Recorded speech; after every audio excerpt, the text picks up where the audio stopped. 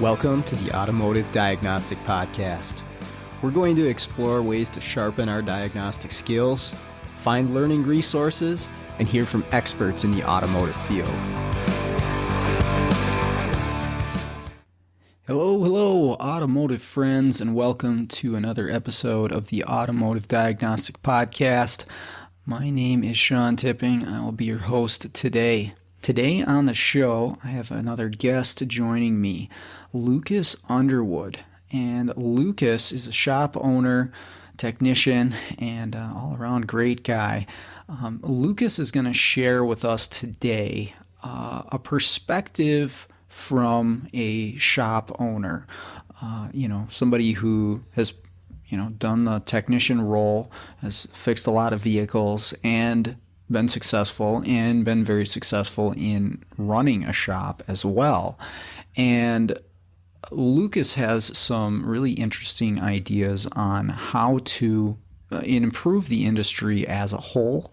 But for something that really pertains to the listeners of this podcast, ways to improve everyday life for automotive technicians, for the guy in the bay doing the work, working for that paycheck. How do we make it better for all of us? He's got a really great perspective on the way to do this and how to run a shop. And of course, not all of us are going to be running shops, but I still encourage you to listen to this episode because he's going to provide you with ways as a technician to maybe nudge your shop in the right direction, which is only going to benefit you in the long run. If the shop is more profitable, you should be more profitable as well. Of course, if that doesn't happen, maybe you should be looking for another shop. But anyways, I really enjoyed this discussion with Lucas. He's very well spoken, and it was great having him on the podcast. So let's jump into the interview. Do you edit your podcast? I do. When I first started, I really edited it like heavy. I was going in and really trying to, mess with it a bunch. And then I found it's much better to just leave it natural. And unless somebody's like sneezing into the mic or drops something, that's really the only thing that I edit out now. So beginning and end and good. Let's roll with it. Yeah. It's just more natural. And you say sometimes, and that's the way it goes, Absolutely. Yeah. Very cool. But thanks for joining me on the show today, Lucas. I appreciate you being here. Appreciate you having me. How's everything going for you? It's going fantastic. It's going really well. The shop is busy. We've actually booked out for about 2.5, 3 weeks right now. And we've finally started to slow ourselves down a little bit. We had got a little overzealous, if you will. So we've started slowing ourselves back down a little bit, but just really busy and blessed. Everybody's happy and healthy, and that's all you can ask for, right? Yeah, no kidding. I was at a shop today, and he's like, I have 27 trucks out in the lot right now to get fixed. He's like, I don't know what to do because I can't find anybody to come work on these things. And I'm so far behind. It is crazy how busy some places are right now. Absolutely. We have been extraordinarily blessed through this whole ordeal. Right. And I think a lot of shops have kind of watching the pulse of the industry. You've kind of hear that most shops have been extremely busy. I think it's interesting to point out that the shops that haven't been busy, especially in the independent areas, are typically shops who haven't trained and haven't educated themselves on marketing, things like that. You can see a definitive difference. If they've not been proactive, they're struggling right now. Yeah. In my area, the ones that I've noticed, because I do the mobile thing, I go to a lot of different shops, and it seems like some of the chains like Firestone or Tires Plus, they have not been busy. Their Right. lots are not quite as full as some of these smaller mom and pop or, 4 or 5 bay shops that are independently owned. Those are the ones that just really seem to be slammed right now, as far as just, I go there and their lot is just packed full of vehicles every single time. Right. Right. Well, I've got a good friend who really believes in the relational business model versus the transactional model. And one thing that I have seen from that here in this pandemic situation is that the transactional model doesn't care about their customers enough for their customers to care about them. So when all this hit, those that had built relationships with their customers, man, they're really doing well because the customers realize, hey, I need to be supporting them. I need to be taking care of them. I need to help. Right. Whereas a lot of these shops that were transactional, they're just, that client's just a number. And I know that sounds crazy, but when you build a relationship with somebody, they will respect that relationship when you need help. And I think that's really important.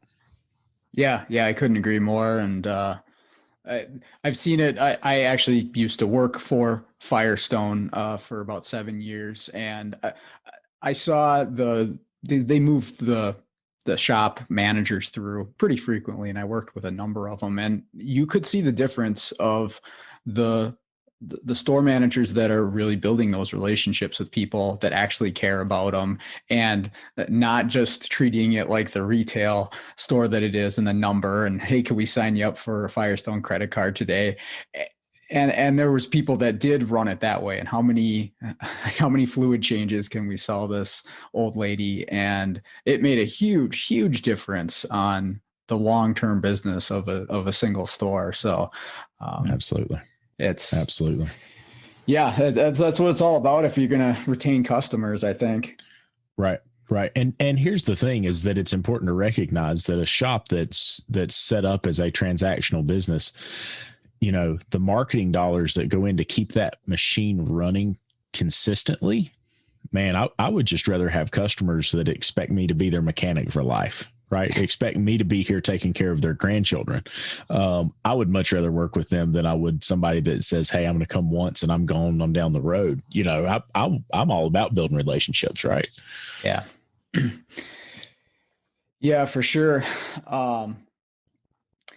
And we were talking the other night, we chatted before, and I know you were saying sometimes you can even go a little too far with that, trying to be everybody's friend. Yeah. So I think there is a line that you have to walk, because it is still a business. You still got to make money. But I know I find myself on the friendly side of that line, even with the shops that I deal with, because it is kind of my second job. But sometimes I'm maybe trying to help them out too much. I don't know. Right.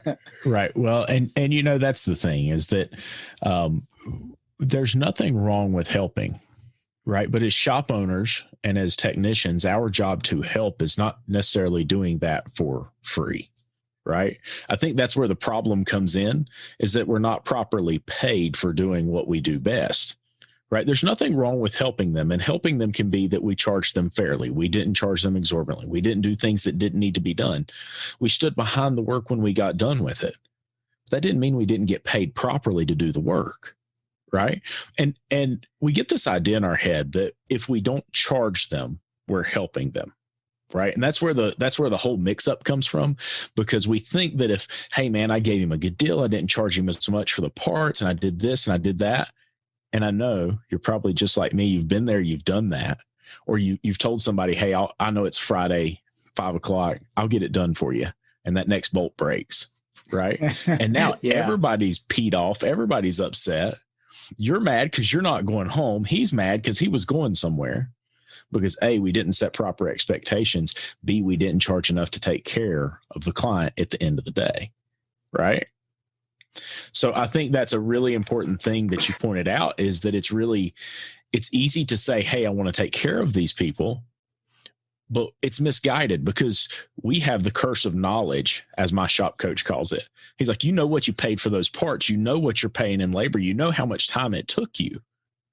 But that doesn't mean, you're looking at your wallet saying, this is what this is worth. That doesn't mean that you shouldn't charge appropriately.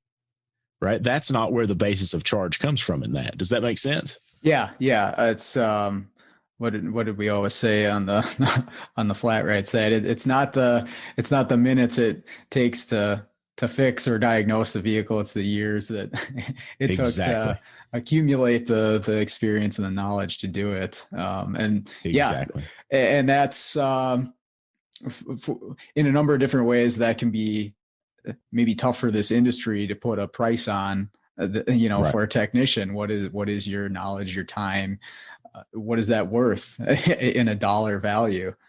Exactly. It really is. And I think that if you look, one of my big things that you and I talked about the other night is that all of these trainings that I go to, all of these different events that I go to, I'll talk to a technician and I'll say, hey, what kind of training are you looking for? You say you need training. What kind of training? I don't know.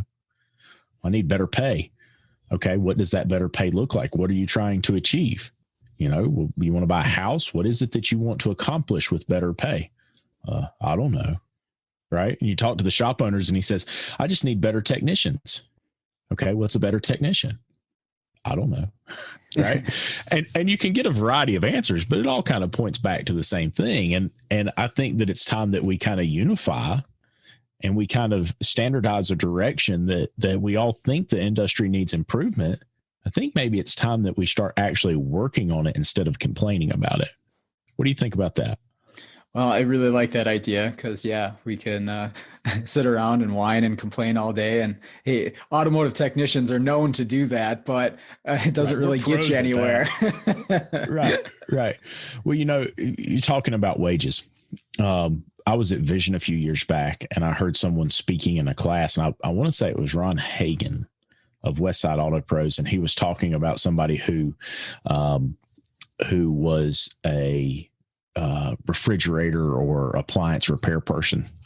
And he said they explained to him that, the service charge was X number of dollars. And he said, I'm not even going to tell you how much higher that was than my labor rate.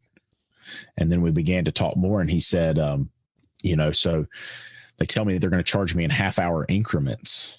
And he said, my gosh, this is going to cost me more than a new oven. And they come out and the guy shows up in this truck and he pulls up in the driveway and he begins to talk to him. And he said, why'd you choose to do this? And he said, well, they train me, they buy my tools, they give me a truck, they pay me $80,000 a year. They give me every other weekend off. And it's pretty simple. I walk in here and push a few buttons on your oven. It tells me what's wrong with it. I call and order the part and I come back in a week. And if I do so well, they pay me X of a bonus. I'll make $90,000 this year and I work 40 hours a week. And he said, oh man, uh-oh. Right. Yeah. And I think that there were a lot of shop owners in that room who had the realization, maybe we're not paying our people well enough. Right. And one of the things that I've always said, and I was super guilty of this because I came from the technician role. I was working in the back of the shop and I was not paying attention to the business. I wasn't managing or running the business. And one of the things that I figured out was, as I started to grow, that shop owners subsidize their customers' repair with the money that was supposed to feed their technicians, their service riders, their family was supposed to send their kids to college. And they do it because there's a lack of knowledge. There's a lack of understanding of the system that works and how it works, right? There's a reason that those Firestones and those chain stores charge a little bit more than most independents do. It's because they know what their financials are. They know what they need to charge to be profitable. They have people they pay to make sure that store is profitable. Sure. How many of these independent shops are doing that today? I'm sure it's very few. I was once told that the average net profit for an independent repair facility is net 5%. Boy. The goal, right? The minimum acceptable is 20%. The goal is 25%, but the average is 5%. Man, that's rough, right? And that's why they can't pay. Right. Exactly. Yeah. Exactly. And so I think if you're a technician and you're listening and you say, gosh, I would love to be able to earn a little bit more money, I think it's time you go and talk to your employer and say, hey, what are you doing for education? Right. Hopefully they don't fire you. Like in our shop, we have a mandatory 100 hours a year of training for all staff. It's all paid training. Right. They're paid to go to the training. They're paid for their meals while they're at the training. We go do something fun. We ride go-karts. We go to an arcade. We do something like that. But there's one key to that, is that everybody in the shop has the same 100 hours, right? We all have to complete 100 hours, whether it's sales, management, leadership, technical. And we cross train. So the guys in the back, sometimes they'll take a service advisor class. And sometimes the guys in the front will take a technical class, right? To balance that knowledge out and have an understanding of where everybody else stands. And my technicians come in here and say, hey, boss man, I saw something. This looks like a really good idea. I heard about this. What do you think about this? And I tell my guys all the time, this is not my shop. This is your shop. And that's how we've built this culture. Our customers know we do what's best for them. The way I built that culture is by making sure my technicians and my service writers understood that our number one goal is to do what's best for our customers. And they are not my customers. They are not just here to pay your bills. They are part of your family. They are your customers. That's awesome. And it's an impressive number, 100 hours a year. Obviously that's going to benefit somebody. Just for reference, the ASE Education Foundation only requires instructors get 20 hours of training per year.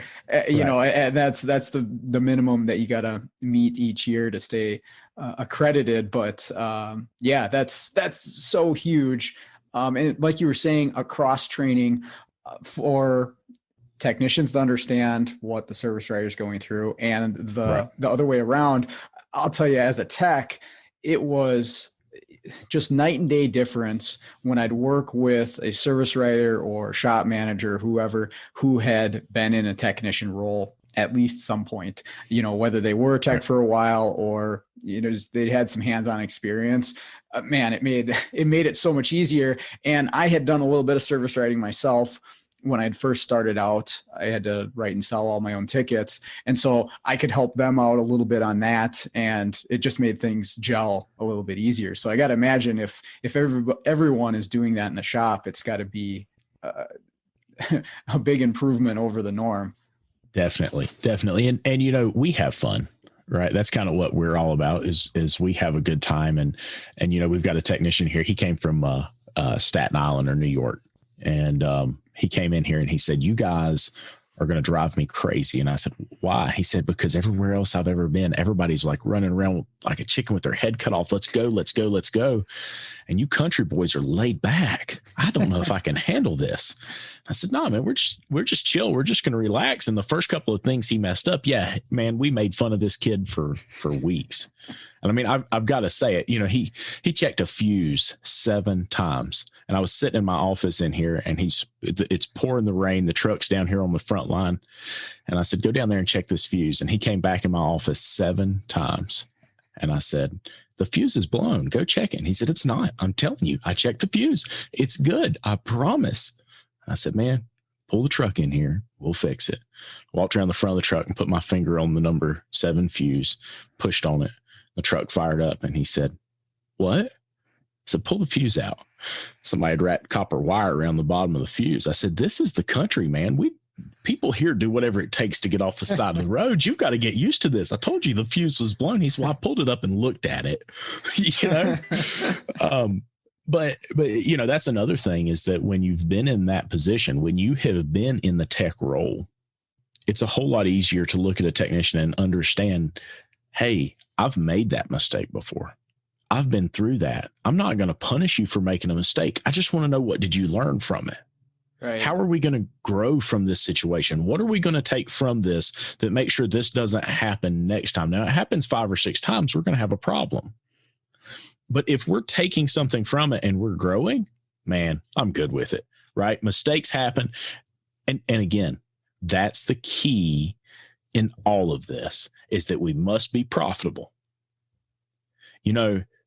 6 months ago, I had a situation where a transmission had been installed. It was a remanufactured unit, and it continually had problems. It had less than 10,000 miles on it. And I called the vendor and I said, I'm done with this. Just get me my money back. I'm going to give him a different transmission. And they said, yeah, we really can't do that. Now, because the shop generated a profit on that, we turned around and we bought the customer a $10,000 transmission job, basically, right? We did it in the shop. Build out total on the job would have been $10,000 and it didn't cost him a dime.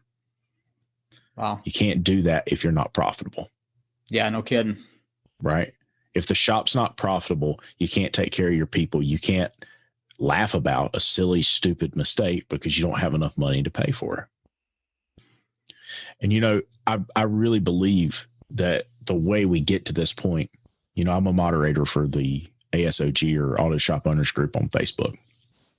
And I really believe that the way that we get to an area where we at least have a common understanding and we're at least working in the best interest of everyone else is a little bit of unity, a little bit of standardization, a little bit of education, a little bit of understanding. I've always been a big advocate that we need to get together as a group, and the technicians need to brainstorm, and they need to say, hey, here's what we're up against. Here's what we're facing. And they need to take these concerns that have been boiling for so long. They're unhappy about this. They're unhappy about that. And they need to really work those down into actionable items, right? 2 or 3 things that we can take and say, all right, I can do something with this. And the shop owners who say, I can't find any good technicians, everybody I hire, they don't know what they're doing. Okay, fine. Let's talk about that. Let's begin to boil that down into something that has some substance to it, something that we can use. Is it training we're looking for? Okay, what kind of training? Same with service advisors. If we can get ourselves to the point that we're at least having a conversation about what the problem is and coming up with a solution instead of just whining and crying about what's wrong, think about what we could do. Yeah, and I assume you're referring mostly to the independent aftermarket automotive world, right? Yeah, absolutely. And absolutely. Getting educators, right? Yeah, yeah. You know, I know that you know about this, right? Because this is something that I've been talking to. We talked about it, but I'm good friends with the high school educator here, and they've got this amazing shop. I mean, I'm going to tell you right now, it's probably one of the most amazing shops you'll ever step foot in. I don't think you could find a dealer shop as nice as this shop. It is. And that's at a high school? At a high school, man. Wow. It's got a dyno in it. It's got brand new Hunter equipment in it. It's got every piece of Snap-on equipment you can imagine, every kind of trainer you could imagine, the nicest lifts around. Everything you could ever want in a repair shop is in this facility. And, you know, some of the things we were talking about is, you know, well, as a shop owner, and you know, we've got apprentices here. North Carolina has an apprenticeship program, and I was blessed. I got a great apprentice. But as a shop owner, how do I hire someone that's fresh out of high school or fresh out of college? How do I know what they're proficient at? Right. And I know you know this, but most shop owners don't realize there's proficiency reports that a student could give to a employer. Mm-hmm. And most of these teachers, you know, they've got some concerns about the fact that we're taking these kids out of high school and college, and we're going to put them in a shop, and they learned how to rebuild alternators and starters and rebuild brake calipers. And we're going to put them in a shop that never going to see it, right? It's not going to happen. A manual transmission rebuild or something. Right. Yeah. Right. You know, especially on a transmission that's been taken apart 25 times and a quarter of the parts aren't there in the first place. You know, like, man, we're really teaching them good ethics. Yeah. It's, we do our best with the standards that they have. So, you know, so we can be accredited with ASE, but sometimes, you wonder, does it need to be updated to something more modern that's going to benefit them more? I mean, especially as entry-level technicians, right. When they get out there, let's say if they go to a shop and end up rebuilding transmissions at some point, automatics or whatever, it's going to be, you know, quite a bit of time before they reach that point. You know, they work their way up there unless it's a really unique scenario. And I think a lot of these students, when they're first starting out, they would be better served with more intense basics, really hammering on those core things that are going to benefit you on a day-to-day basis. Again, as an entry-level technician, basic electrical, and that's one of the big ones for me anyways, is I really try to get the basic electrical stuff just so they know that, you know, right. with their eyes closed, so that all these complex things that are going to be flying at them might be a little bit easier, you know? Exactly. And, you know, look, here's the deal. When a customer comes in my shop And I went on this journey a few years back where all of a sudden I realized that my customer service that I thought was great wasn't so great, right? My customer service was built around on how I felt that day, not how the customer perceived what was going on. And in that journey to improve customer service, I realized it was all about setting proper expectations, right? And I'll give you an example. For years, when I answered the phone, I would say, "Hey, do you want to wait on it?" And they'd say, "I can wait on it? Sure, I'll wait on it." And I'm over here stressed out saying like, "Oh my God, how am I going to get this done? How am I going to take care of this?" When I was the one who set that expectation, not the customer. Right. Now, how does that tie into education? Well, I think that when we talk about setting proper expectations with that student, why do we lose students who have come out of school and gone into the industry? Why is it that they don't stay in the industry? I feel like a big part of it is we didn't set proper expectations, right? We didn't show them what they were going to be doing. We didn't show them in a lot of ways what the shop environment was going to be like. And if we're not setting proper expectations, that leads to a lot of disappointment, right? I would rather them find out in the beginning phases of high school, maybe this isn't something that I am interested in pursuing. I may not be rebuilding engines. There may not be a hot rod engine shop in town that I'm instantly going to go get a job at rebuilding hot rod engines. Right. And I think that plays a big part in where education needs to go is we have to be setting proper expectations for these kids. So when they come out, they know, hey, this is what I'm going to be doing. This is likely where I'm going to start at. I don't think we see enough of that in education today.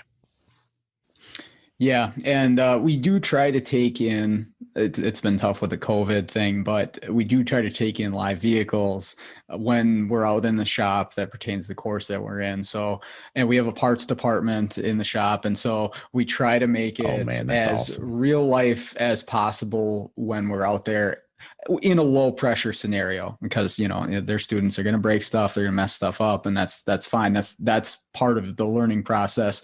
But when we take them out of the classroom, we move them in the shop, it's kind of like, hey, we're on the job at a shop, in imaginary, so that they get that feeling, and they kind of understand how the flow of a normal day would go. And it's not perfect, but it's a start anyways. That's awesome. That is awesome. And, our high school up here is actually a working operating repair shop. Wow. And that's what's so cool about that. Now, they primarily just do stuff for the teachers, but the teachers will come in, the students will make an invoice. They'll go through the whole process with them. Right. And it's so cool to see this guy. And the educator just came out of a shop, and a very, very, very smart guy. And seeing him kind of come in and look at this curriculum and say, I've never done that.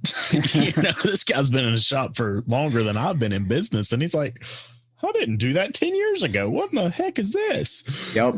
It's great. When I went through the ASE task list, when I started, I was like, yeah, I haven't done that since I went through the program in school on a couple of these things. Not everything. They do have some good stuff in there. It's not the entire thing, but there are some items where it's definitely a little outdated or really, really specialty. Not that these things don't happen, but you got to go. Again, you got to go be a machinist at a machine shop to do some of these things, or a special rebuilder of some sort. And that's a route for somebody, but I don't think it's the majority of at least our students that are graduating. They're going to just average shops and dealerships. Right. And so I've got to ask you, what percentage? So if you could put a percentage on it, how many of your students that leave your classroom are going into the field versus those that decide, hey, I'm going a different route? How many do you see go into the field and stay?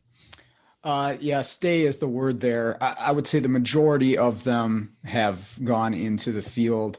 I do the second year. And so the ones that make it through the 2 years are usually pretty interested and pretty involved. Well, maybe I should back up here. So the way we do it is we have basically 2 groups in the first year of 18 students, and it condenses down into 1 group in the second year. And you have to have a high enough GPA, which sounds like it might be kind of harsh, but really it works itself out, because a lot of times that for half of that first year group isn't ready. They decide that's not what they want to do. Or, hey, I learned what I wanted out of this. I can do brakes and oil changes and tires and stuff like that. And so we do actually lose a lot of interest after that first year. And then through the second year, again, most of them end up going right into a shop, right into the industry, and they're already working. I think all but 2 or 3 of my students at the moment are in a shop working part-time. As far as staying, that's another question. I stay up to date with as many of them as I can, keep in touch. I have a Facebook group of the graduates. I know a number of them are still in the industry, but there's definitely some that have decided to go different routes after they realized, oh, okay, yeah, this isn't what I expected, or a lot of times I'm not making as much money as I thought I'd be making, or hey, there's a way better opportunity to make more money fixing ovens, like you said. Exactly. And look, I think, like I said, for me, it all comes back to education. It all comes back to unity and a standardized process, a standardized direction. When I started learning diag or taking my diag to the next level, I was a big Scanner Danner fan, right? His process just made sense to me, right? Definitely. I could pick up on it. It worked. I know it worked. And it made me a much, much better technician. But beyond that, it alerted me to something that my mind was just naturally good at. And that was divergent thinking, if you will. Thinking outside of the box, and troubleshooting was something that I was naturally good at. And I found that I was also naturally good at doing that with my business, right? I had a natural talent to look at the business and begin to fix things. And so, I read a book one time, and if there's business owners listening, I would encourage you to get the book. It's called The E-Myth by Michael Gerber. And in The E-Myth, one of the things he's talking about is a lady who buys a bakery, and she says, I just want all these problems to go away. This is so much work and all these things are going wrong. I can't handle this kind of pressure. I don't know what's going on. And he said, well, what do you want to do? She said, well, I just want to bake cupcakes. She said, I'm really good at baking cupcakes. And he said, well, you need to make the decision right now, because the reality is a business that bakes and sells cupcakes and running that business is not the same job as baking and selling cupcakes. What do I mean by that? The business of working on cars and what it takes to manage and run a business that repairs automobiles and cares for those customers, that's a different task list. That's a different ability. That's a different need that you have to meet than being able to fix the car. We can be really good at fixing the car. And in ASOG, we see the majority of shop owners are guys who were in the bay. They were unhappy about how they were taken care of. They were unhappy about how they were paid. And they say, I'm going to start my shop. And we see these fantastic, fantastic technicians start a business and struggle. And now, as opposed to having a job that they were unhappy with, they don't have a business that's rewarding. They have a job that has a whole lot more stress and a whole lot more liability, but they still have a job. That's a problem. And the information is there to get you over that hump, but you've got to know to look for that information. Yeah. I've definitely seen really talented individuals do that same thing. Is, I don't want to work for somebody in this industry anymore. And so I'm going to go out and do my own thing. And some people are really successful at it, and some aren't. Me personally, I do my mobile thing, but it is not a model business by any means. It's really, it's more self-serving in the fact that I get to go fix cars. Like you said, that's what I like to do. I don't like running a business. I'm not good at it. I haven't taken the time there because the business side of it, quite frankly, doesn't really interest me that much. The cars interest me. I want to be under the hood. I want those crazy, weird diagnostic challenges. That's why I do it. But yeah, I'm not going to be breaking the bank. Now, luckily I got a full-time job to help me out there. But what you're saying is 100% true, is an extremely talented individual could be awesome at this skill set, but maybe not so well at actually getting that profit margin above 5%, or doing what they need to do to pay their people. Right. Right. And I was telling you the other night, ASOG has dinners at big training events. So the ASTE event in Raleigh was where we had our last dinner. We have a dinner at Vision every year. And it's a little bit of a fundraiser. And what we do is we create an educational package, and we take somebody that's a shop owner and we take them to a training event like Vision, all expenses paid. And so, and we sometimes we take husband and wife, lots of different things that we do. But we were at a dinner, I think it was 2 years ago, and two of my friends were sitting at the table, and one of them was complaining about this, that, or the other. And my other friend looked up at him and said, you should have never been a business owner. And this guy's face just sunk, right? I'm thinking, I'm between you two. How do I exit this situation? And what he said next, and this friend who we both know is known for being extremely blunt and extremely brash. But he said, you're too good of a tech. You should have never been a business owner. Somebody in a shop somewhere that you were working for should have paid you better, should have done more to take care of you, should have encouraged you to learn and grow as a technician, not a business owner, because that's what's wrong with our industry. Everybody's leaving it to own their own business because somebody wasn't taking care of them. Now, I think to a degree that's probably true. I think a lot of people just want to be their own boss. They want to come out and start their own shop and do their own thing and do it their own way. But, I think there's also a lot of folks who really just want to get away from this negative situation, this poor pay, whatever it is. And they find themselves in a more stressful, more dangerous situation, higher liability situation than they ever needed to be in. Yeah. We're seeing a lot, at least I see a lot more of technicians going to the mobile programming diagnostics route, right, than has been present in the past. And maybe an argument could be made that there's a need for it more than there has been in the past. I don't know that for sure. But like you're saying, it's something where if the scenario was right in the shop for that guy or girl who is really good at what he does, why wouldn't you stay there? Everything Exactly. you have is right there. You get to go home at night and be home. You're not working anymore. If you're running a business and you're doing this, and this is your baby, it's your business, you don't go home. Exactly. It goes with you. You're always going to be getting calls. Yeah.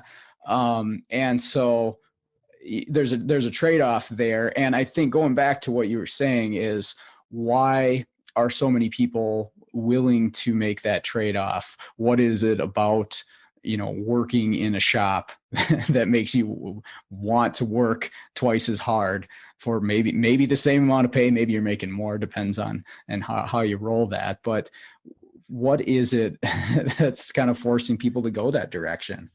Well, so I think there's a lot of things that force them to go that direction. Like in that conversation, it was a pay issue. It was a respect issue. It was, even though this individual was telling his previous employer, hey, we're not charging enough to do this testing, right? We're not going to be profitable. This isn't, you want to charge a blanket fee to do a testing routine. I can't do that. That doesn't work, right?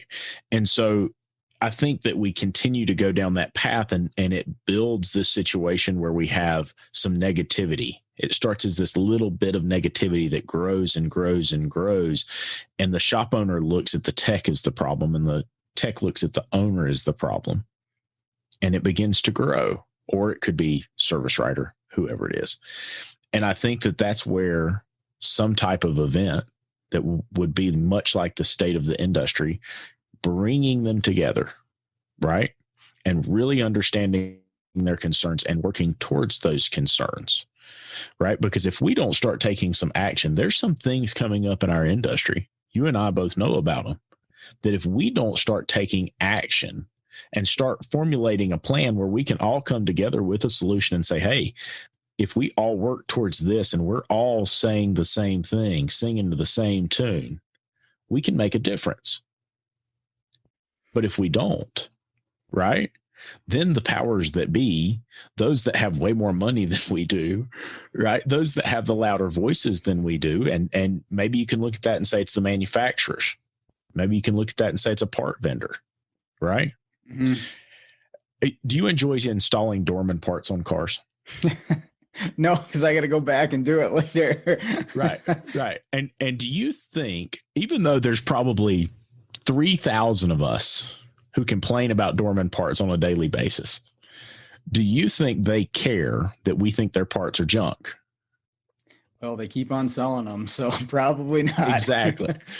Now, if we came together and we took 500, 1,000, 2,000 people, and we went to Dorman with a letter that says all these people signed and said, "You're ruining our industry. Quit selling this junk, or we're gonna report you. We're gonna complain to somebody. We're gonna complain to enough people that they'll have to listen because they don't want to keep getting our letters."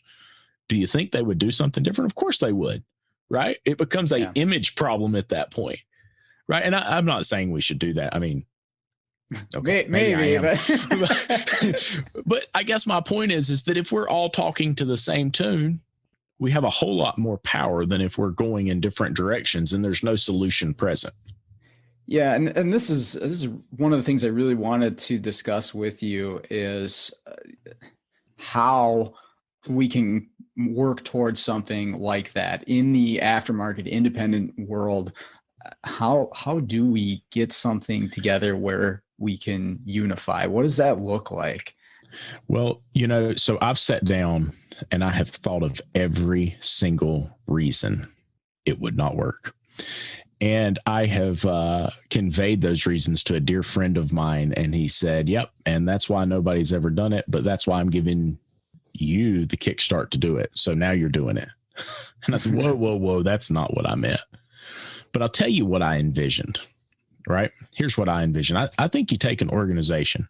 And so here in North Carolina, that's the Independent Garage Owners of North Carolina. Maybe it's an organization like the Auto Shop Owners Group. But you take that organization and you say, hey, let's pull some of our technicians that are interested in a better industry, who are interested in making things better, who see something more than just a job. They want to leave a legacy. They want to have something more from this.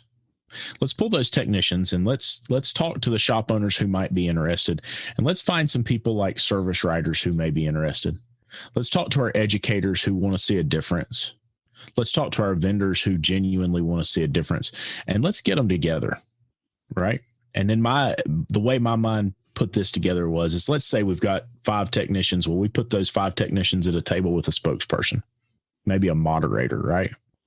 And the same thing in another room. And those are shop owners and the other rooms, so on and so on. And they sit down and they talk for hours, 30 minutes, an hour. That's not enough.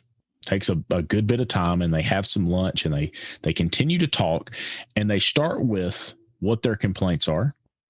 And then slowly they begin to work those complaints into truly actionable concerns, right? One of the things that I always talk about when I'm trying to get training scheduled, for instance, for IGO&C is, what are the 3 actionable items? You can talk all day, but if you don't bring 3 things that a shop owner can say, I'm going to do this, this, and this, and it will make a difference in my business, right? We have to have actionable items. So I would like to see them come together and say, let's work together.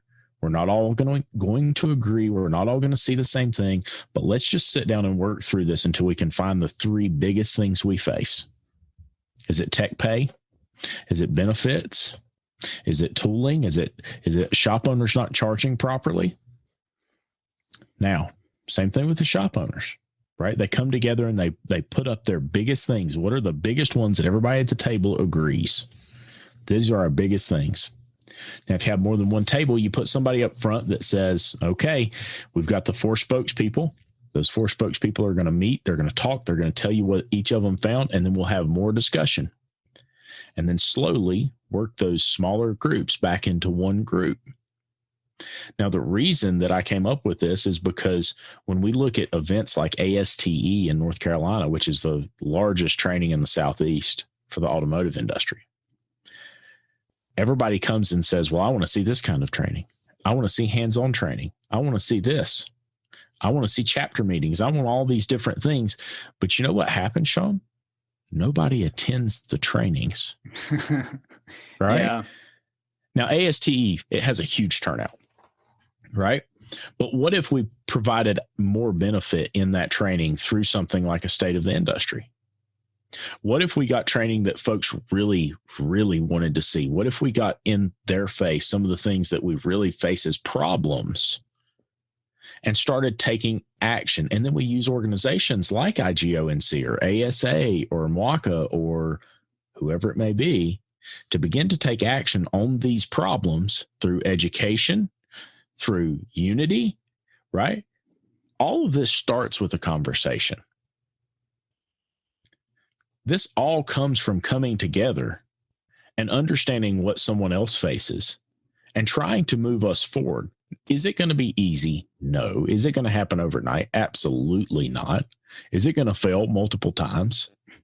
But if we don't start taking steps forward, we can't ever expect anything in our industry to change, right?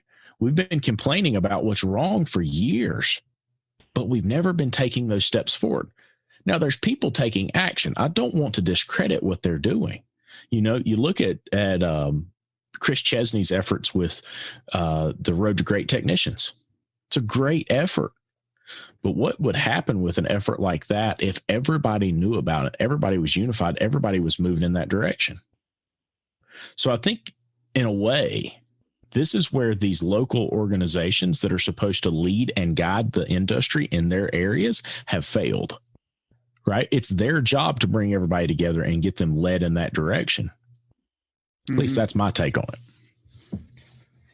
Well, I like that. I'm thinking about this from a technician's perspective. Of course, you know, that's where I spent most of my time in the field. And I know that there's a lot of technicians listening to this podcast.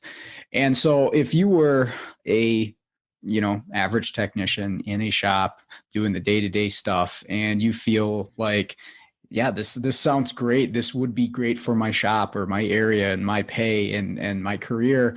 What would you do as a technician, as an individual, to move towards this? Who do you reach out to? Where do you go? What do you do? Well, so in most of these cases, if you will send me a message on Facebook, or you'll shoot me an email, or shoot me a text, whatever, I'm happy to give you my information. Reach out, and I will at least search high and low until I find somebody in your area to put you in touch with. Now, if you want to be a part of what we're trying to do here in North Carolina, you don't even have to be from North Carolina. We would love to hear your input, right? You know, I at the beginning of this, I said that this shop that I'm sitting in right now, it's not my shop. It's my technician's shop. It's my service writer's shop. It's my staff shop.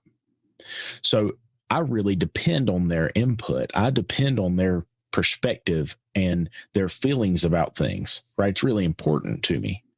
So I depend on yours too, because I want to make our industry better.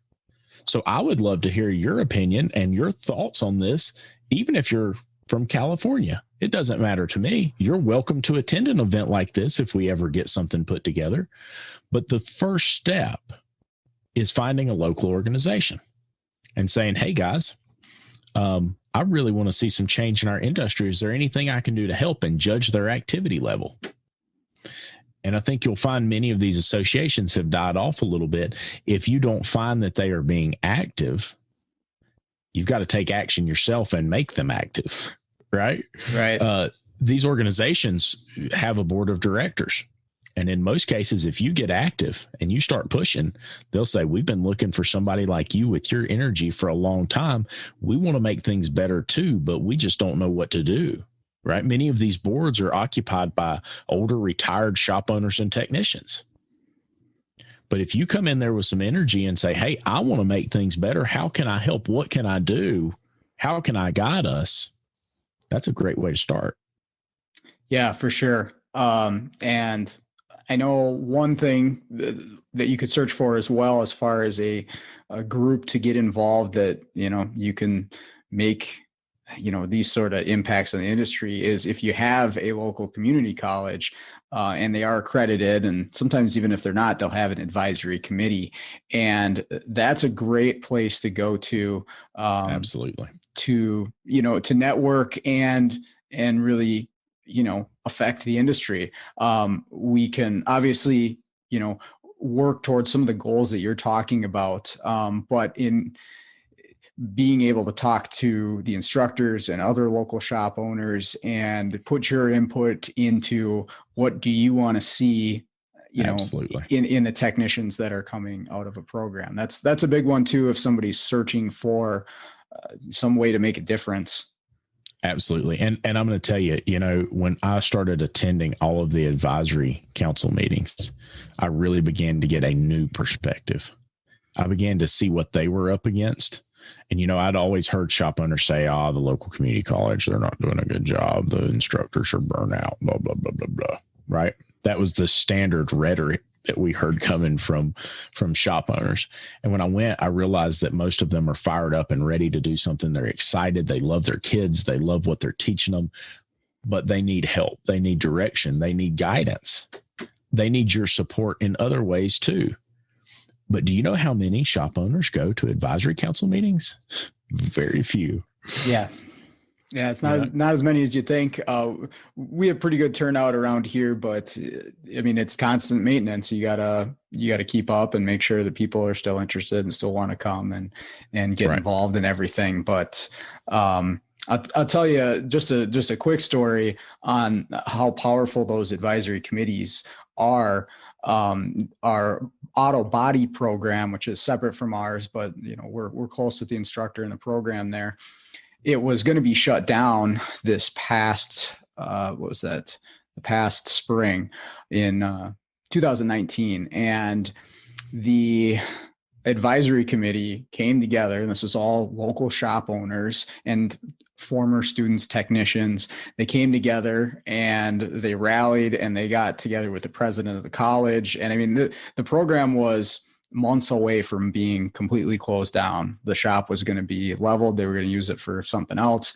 And they basically put their foot down. And, obviously the instructor didn't want to leave. He didn't want to lose his job or teach something else. That's what he did. But it was the business owners and the people from the community that really stepped in and made it happen and allowed the program to continue. And, there were some things that needed to be met and they came to an agreement, but it was really, really cool to see, what a group of people, coming together could say, hey, you can't close this program down. And they didn't. And I was pretty inspired by that. That's fantastic. And so much of this, right? So much of what we're talking about in industry improvement comes from A, education, and B, community, right? And here's the thing is there's no reason not to be involved now, right? Because you can even get on social media. We have Facebook groups for our local advisory councils. And we'll get in there and chat. And we'll talk about all the great things. And so much growth has happened even right here in our local community, just from the advisory councils, right? And the shop owners get together and they begin to talk and they say, man, that's a great idea. I've never thought of that, right?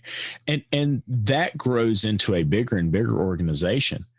And I think that it's really important. So if you're a technician and you don't have some type of local technician gathering, I know, Brandon Dills. Brandon started something here in North Carolina where they have, monthly diag meetings, and they go around to other shops and it's, we're going to diagnose a vehicle, but it's really getting to hang out and see what other people are going through, seeing what people are dealing with.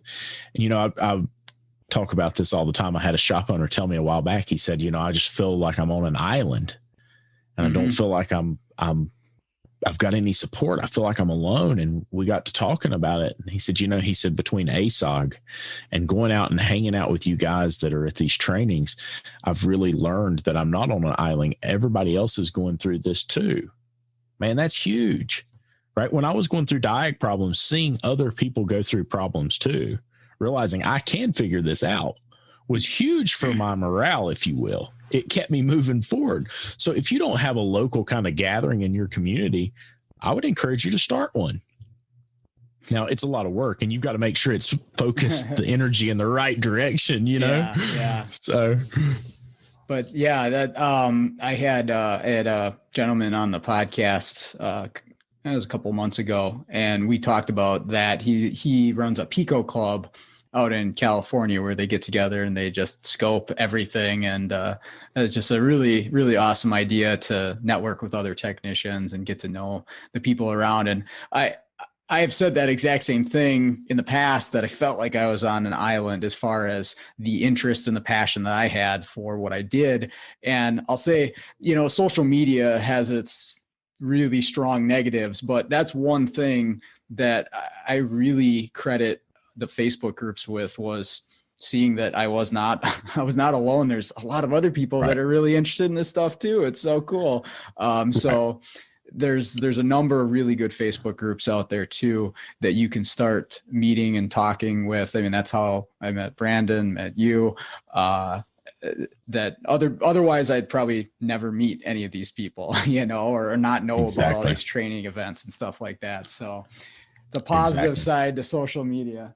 Yeah, that might be the only positive side at this point. I'm not sure. I'm not going to say that 100%, but we're getting close, Yeah. But so, and I think that if we have technicians listening who say, okay, look, I go into my shop and they say, hey, you've got an hour to test this, get that shop owner in a group like ASOG. Get that shop owner to the local shop owners association. Start getting him help. Don't look at him like he's doing this to screw somebody over.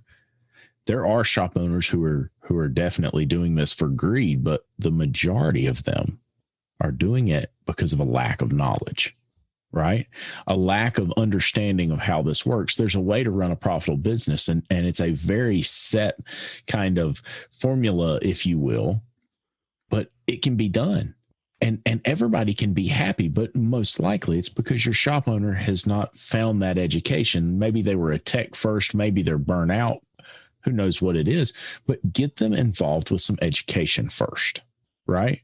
Seek first to understand where they're coming from and lead them in a direction, as opposed to just thinking they're out to get you. So that's my perspective as a shop owner. I think it's really important that you do that. When I explain our diag process to customers, it kind of blows everybody's mind when they come into the shop, but I'll explain, hey, Mrs. Customer, our level 1 testing routine is $125. In about 90 to 95% of all cases, I'm able to determine the cause or causes of your concern. Now, Mrs. Customer, in the other 5 to 10% of the time, I will need to escalate to a level 2. Now, it's a lot like going to the doctor's office, Mrs. Customer. You see, if you fall and you hurt your arm and the doctor comes in, he looks at it and he says, I think your arm's broken.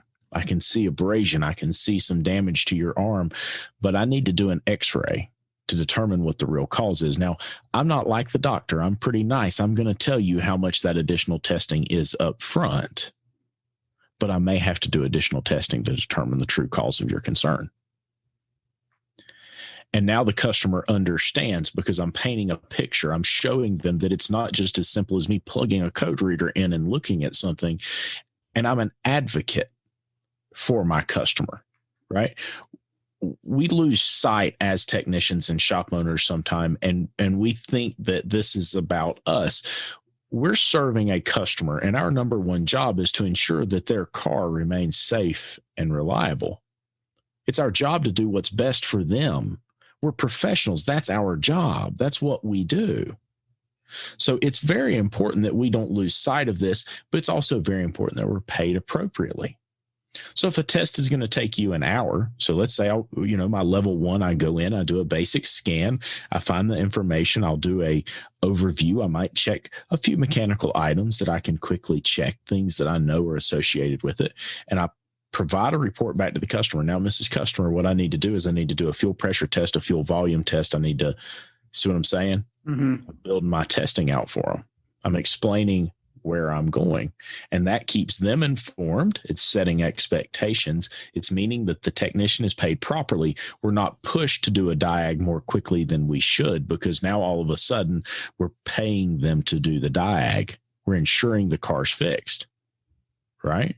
Yeah. And our customers here have been trained to understand that that's what we're trying to accomplish. This is how I take care of you. This is what we do. Now, if every shop in the United States would follow some sort of a similar pattern, right? And the reason I say that is, and I think I told you this the other night, I've got a friend who's a doctor, and he said, do you know why when you walk into a doctor's office, the process is the same almost every single time, regardless of which doctor's office you go into? And I said, no, why is that? He said, well, partially because we're trained in medical school, but secondly, because we have associations and we go and attend educational meetings that they push us to do things the same way. And he said, yeah, there's a part of it because it's efficient and they know what works best. He said that's a very small part of it. He said, what you need to understand is that we're dealing with people in the most stressful times in their lives. We might be telling them they have cancer. We might be telling them their loved one is going to pass away. It's a very, very stressful time. And he said, so I don't want them thinking about, oh, where am I supposed to go? What door am I supposed to go to? What window am I supposed to go to? What do I need to fill out? Where do I need to sit? What do I need to do? He said, most every doctor's office operates the same way because it is such a high stress environment. We want to reduce that stress as much as possible. And to that, I said, we're dealing with their second largest investment they'll ever make. And I know a car's not an investment. It's a means to an end. But anyway. Spend a lot of money on them. Exactly. And I thought, we have a duty as professionals to provide that level of service and courtesy to our customers too. But the focus needs to be on the customer and doing what's best for them. And folks, I'm going to tell you right now, being cheap, not charging properly, not charging for testing is not what's right for your customer. They've been trained that that's what's right. They've been told that's what's right, but it's not what's right. We can't do the job we need to do if we don't charge properly. We can't stand behind the work that we do if we don't charge properly. If I do a diag and we come back, and trust me, we have missed diags all the time. I'm not even going to tell you the story about the technician from Staten Island who just changed 2 wheel bearings in a differential trying to find the other wheel bearing. And guess who paid for those missed diags? And guess who did it? As he smiled. Why? Because I know it was what was best for my customer. I couldn't have done that if I hadn't made a profit and secured the business in such a way that it's able to do that. And you don't do that charging 1 hour for diag. Yeah, that's awesome. I'll tell you what, if I was a full-time tech still, it'd be great to work for somebody like you.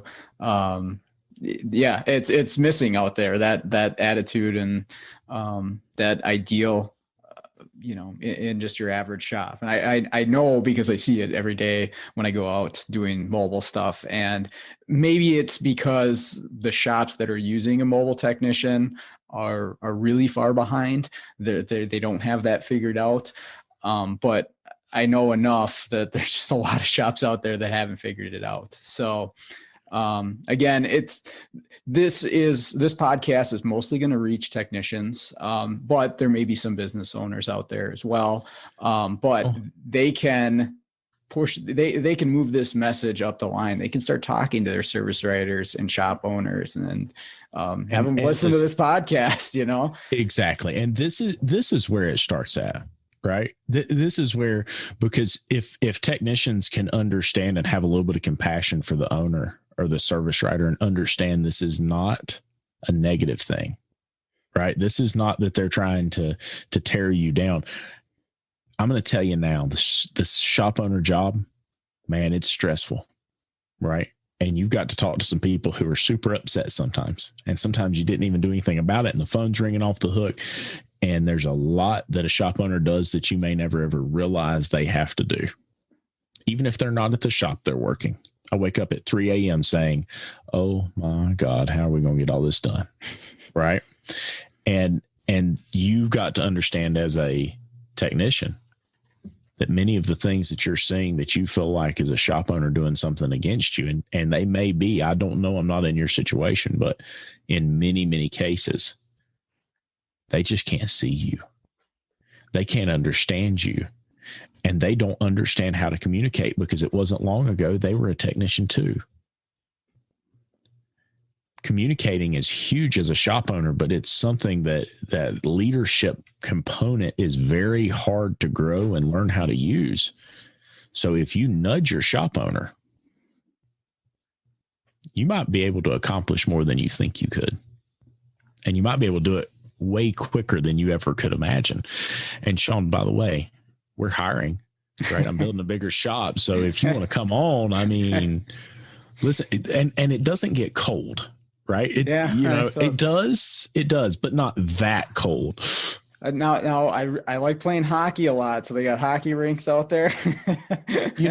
My technician from Staten Island said the exact same thing today. And he said, he came in and he said, we're probably going to have to get me a bigger size pant. And I said, why? He said, because there's no hockey rinks here. And y'all got this good Southern food, man. It is just, it's hard to say no. Yeah. Man, you're not going to be able to fit under the dashes anymore. Come on now. That's great. Well, I don't want to keep you too much longer. Anything else you wanted to touch on for this? No, I think that's it. I really do. And I think we conveyed this in a way that I think that compassion, understanding, networking, that's where all this begins to grow, and I think a lot of times we look at competition and we say that the shop down the street's competition, the tech down the street's competition. You look out here on any given highway at any given time, there's more cars than we could fix if we all came together and tried to fix them at once. There's plenty of work out there. There's no reason to be in competition with one another. Let's lend a hand and try and help each other. Let's try and educate each other, right? Let's send somebody to the Scanner Danner YouTube channel if they don't understand something. These older techs, I see a lot of older techs who really are kind of disgruntled with young techs. And if you're a young tech and an older tech's being that way with you, don't take it personally. Just move on, right? Ignore the guy and show him that, sorry, I'll do it without you. And if you're an older tech that's disgruntled, shame on you, right? Maybe you're not getting paid enough. Maybe it's this, maybe it's that. Our attitude is everything, right? It's so huge. Everybody's got to start somewhere, so that's it. Awesome. Well, thanks for doing this. This was great. I appreciate it. I hope it works out well for you. I had a blast. Anytime you want to do it again, you know where to find me. All right. One more real big thank you to Lucas for coming on the show today. I really enjoyed that interview. It was a really good perspective for someone who's in the role of a shop owner that can look at it from both ways and see it from the technician's point of view and the person running the business, because there's definitely two sides of it. But hopefully you learned something and enjoyed that episode. I just want to thank everyone for listening and hopefully enjoying the podcast. But that is all that I've got for you today. So let's all get out there and start fixing the world one car at a time.